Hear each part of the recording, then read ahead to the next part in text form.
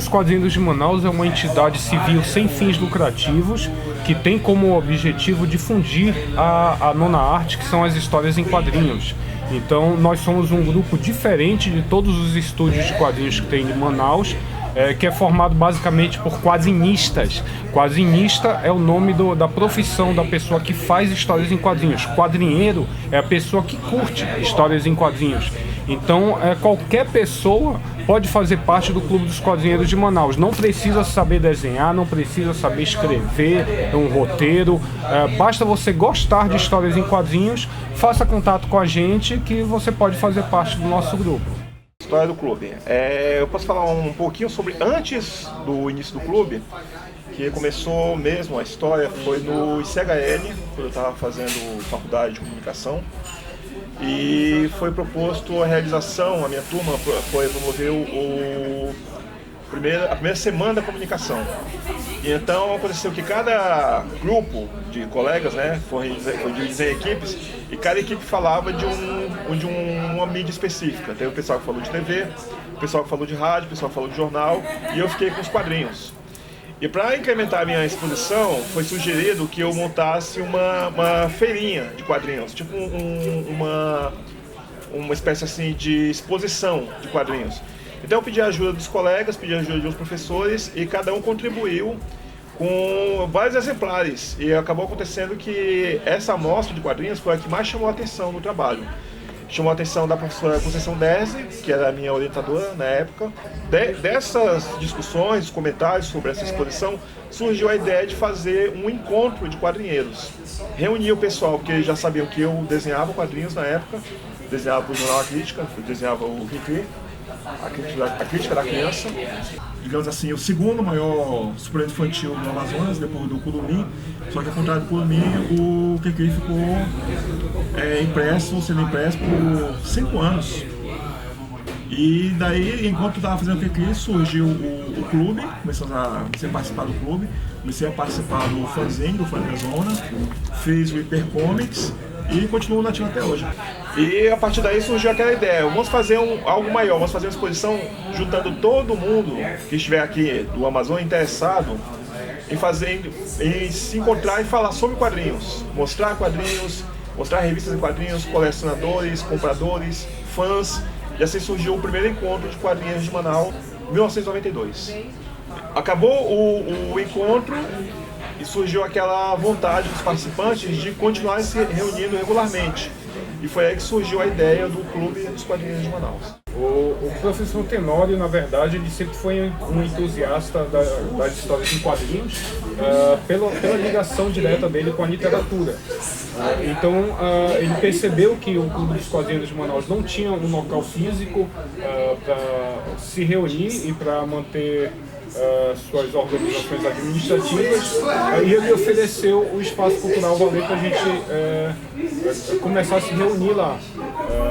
Nós, além das reuniões, começamos a fazer eventos lá, foram exposições, foram encontros, foram mostras de vídeos, oficinas, dentre outras coisas.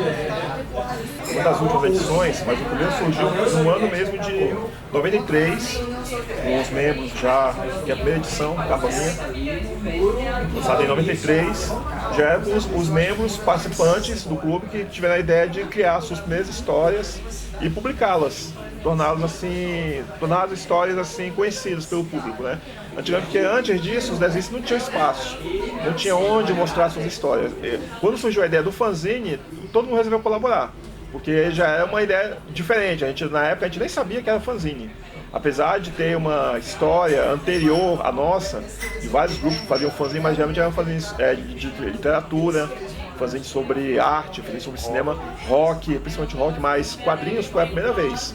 Foi assim que nós nos reunimos, começamos a criar nossas histórias e foram surgindo as primeiras edições do Francazona. Depois que surgiu mesmo assim a produção contínua de fanzines, vários membros começaram a criar seus próprios trabalhos. O Maio tinha esse fanzine, eu juntei com os amigos e fizemos o Hipercomics, que foi o primeiro fanzine local a ganhar espaço fora do estado, a ponto de ganhar uma edição impressa em São Paulo.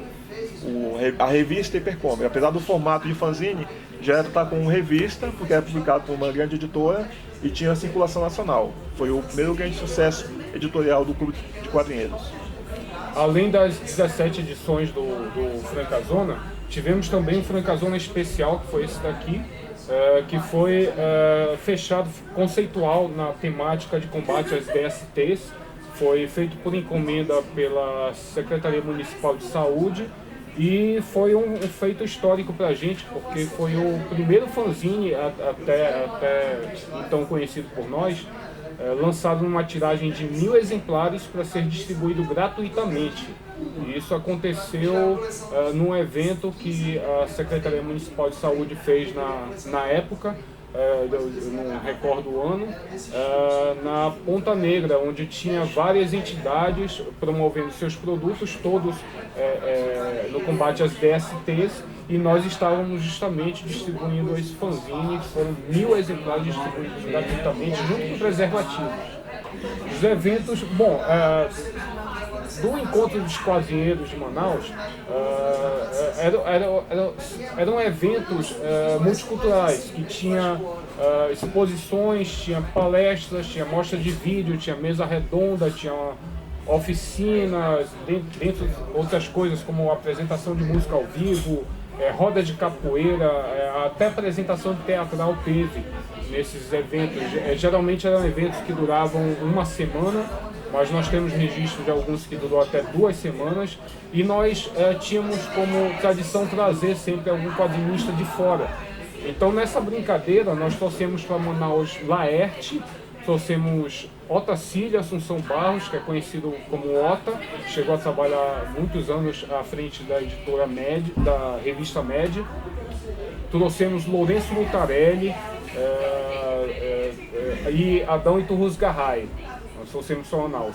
Infelizmente, nós não realizamos mais o encontro de quadrinheiros de Manaus, mas temos planos para voltarmos a realizar o encontro. Porém, nós realizamos outros eventos diferentes dos encontros até hoje, por sinal, que são mostras de vídeo, são palestras, são mesas redondas, mas sempre eventos muito pontuais e ocasionais. Ele cedeu o espaço cultural lá da Valer para o nosso grupo se reunir.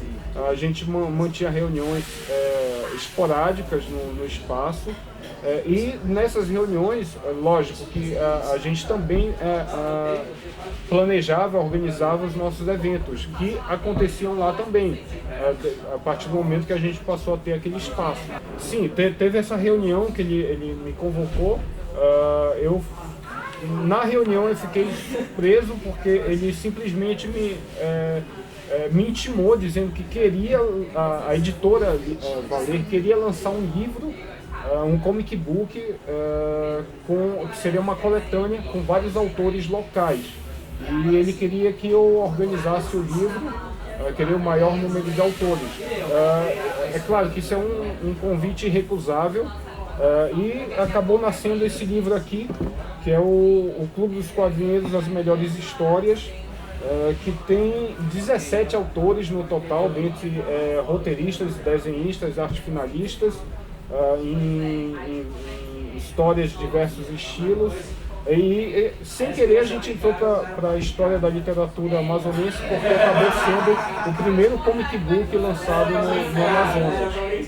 Falar um pouco sobre a questão de como eu comecei a ler quadrinhos, é basicamente como eu comecei a desenhar, porque eu comecei a desenhar, segundo relatos de minha mãe, que isso eu não vou lembrar, antes de começar a andar eu já estava desenhando, que era assim uma coisa muito comum para mim, era muito fluido eu pegar ter o controle de pegar o lápis. As primeiras histórias que eu fazia eram baseadas em histórias de super-heróis, e aí eu, com a Guerra Civil da Marvel, eu percebi que os quadrinhos eles tinham potencial para ser alguma coisa menos espalhafatosa, tratar de um tema mais sério, ser uma coisa importante.